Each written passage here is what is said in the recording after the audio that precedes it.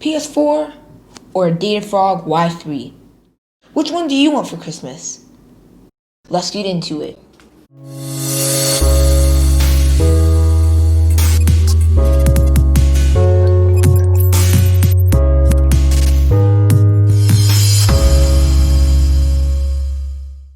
Hey guys, I'm Wiz, the Dev Warrior, and welcome back to another video. Today I'm going to be going over the top 5 bootleg consoles. Since the old days of the video game market, companies, and sometimes just people, have been creating bootleg consoles. Bootleg consoles are usually just copies of old systems with even older games.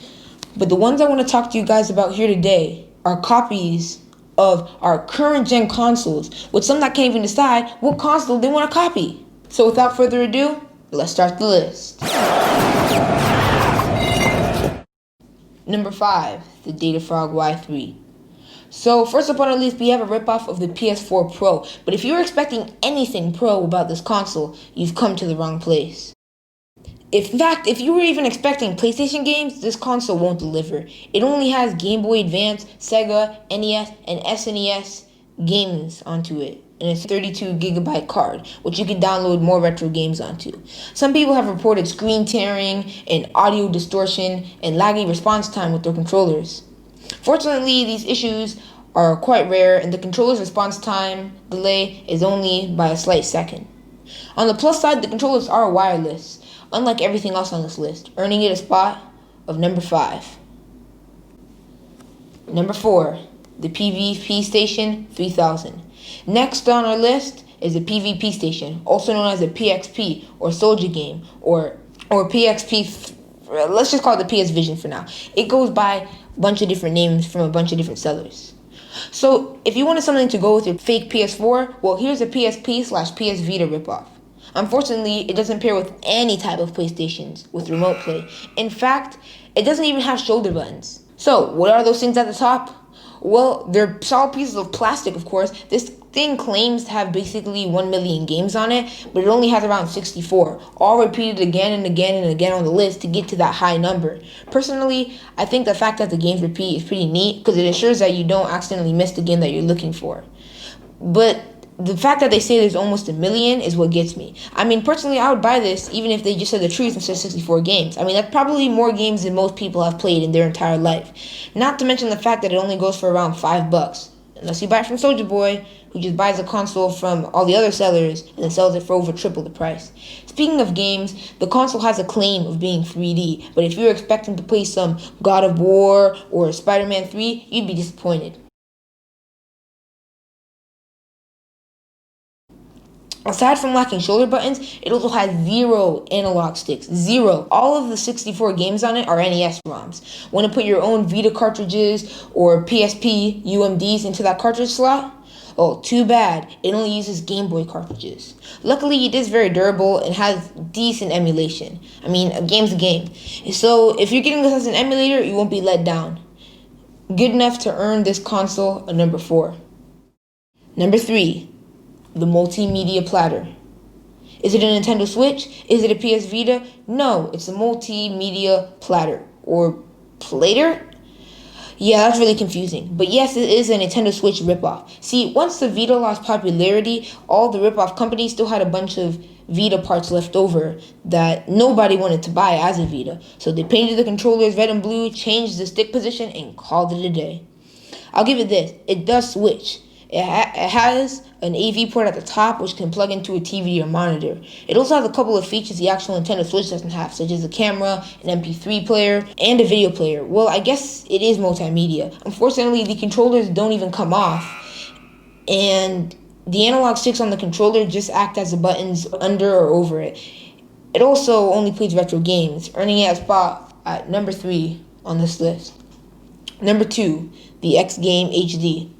What's worse than a PS2 ripoff? An Xbox One ripoff. And what do you get when you cross the ripoff wired controller of a PS2, give it Xbox button names, and then add it to a ripoff Xbox with a fake disk drive? An X Game. Yay. This thing claims to be HD, with an HDMI port included and an HDMI cord. But because it's a retro emulator, the games on it aren't meant to be in HD. So you just get stretched out pixel upscaling that makes everything too wide. and aren't properly tailored to higher pixels like any official console classic would be. They're just hacked into there with no care whatsoever, so you're pretty much stuck in AV mode. It uses PS2 controllers with Xbox button names, and yes, it's wired. Wired! And it was made in 2016! And if you have the right aspect ratio, the emulation is pretty good, and you can download games onto its included 32GB micro SD card, which you have to find on an ugly UI screen. And if it feels light, that's because all it runs on is a single motherboard about 1/4 of the size of the shell it comes in. Number 1.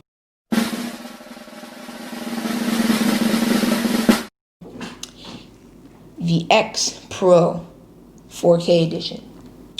Number 1 on the list is actually very similar to the console we just looked at, but this time it's gained popularity through a rapper. A rapper named Soulja Boy, and he was selling this as a bootleg console. This time he resold a second model of the X game, the X Pro. He sold this one for the name of the Soulja game for around $250 on his website, but you can buy it for around $80 on other websites. It's pretty much the same as the original X game, except this one's in 4K, which means even more stretched out pixels in picture. Yay! But another big difference is the controller.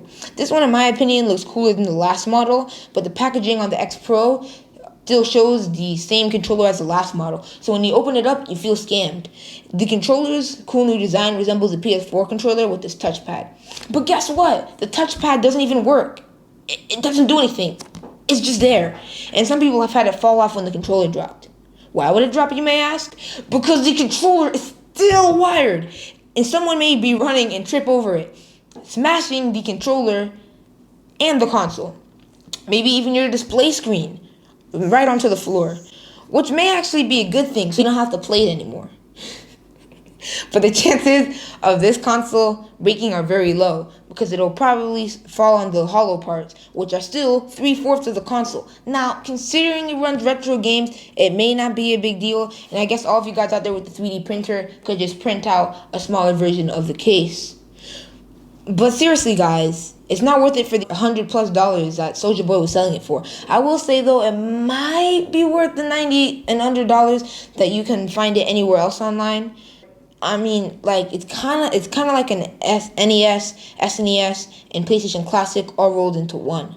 And considering they're all around $95 each, this may be worth it. Oh, and if you're wondering how it's even legal to have over 500 games from licensed properties onto one micro SD card on a Chinese knockoff console, it isn't. Maybe that's why it was taken down from Soulja's website. Oh yeah, an honorable mention, the Polystation.